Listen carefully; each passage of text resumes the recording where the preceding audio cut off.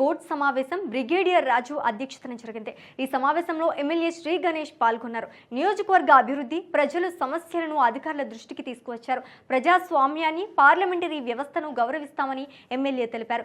దీక్షలో ఉన్నా కూడా బోర్డు మీటింగ్ కు హాజరైనట్లు చెప్పారు. ఈ సమావేశంలో విలీనంపై చర్చించినట్లు తెలిపారు. పార్లమెంట్ ఉంటుందో, ఏ విధంగా అయితే అసెంబ్లీలు ఉంటుందో, లోకల్ బాడీకి సంబంధించిన బాడీ మన కంటోన్మెంట్ బోర్డు కాబట్టి ఇక్కడ లోకల్ బాడీగా కూడా ఇక్కడ జరుగుతున్న విషయాల్లో ఉండదు కాబట్టి ఉన్నన్ని రోజులు అయితే ఇప్పుడు ఆల్రెడీ వాళ్ళు ఇచ్చారు. దీనికి ఏమన్నా ఇవ్వదా అంటే కేంద్రం నుంచే రావాలి కదా, మా ఫైట్ కేంద్రంతో అవుతుంది కాబట్టి కేంద్ర బీజేపీ తోటి గవర్నమెంట్ మీద మా ఫైట్ విలీనం చేయాలి. ఎన్ని సంవత్సరాల నుంచి ఎలక్షన్ పెట్టేలే అనే దాని ఒక ప్రక్రియ అయినా కూడా బాధ్యతగా దీక్ష మధ్యలో వచ్చి ఇక్కడ కూర్చొని ఈరోజు బోర్డు మీటింగ్లో ముఖ్యంగా బేగంపేటలో ట్రాఫిక్ సమస్యలు ఉంది.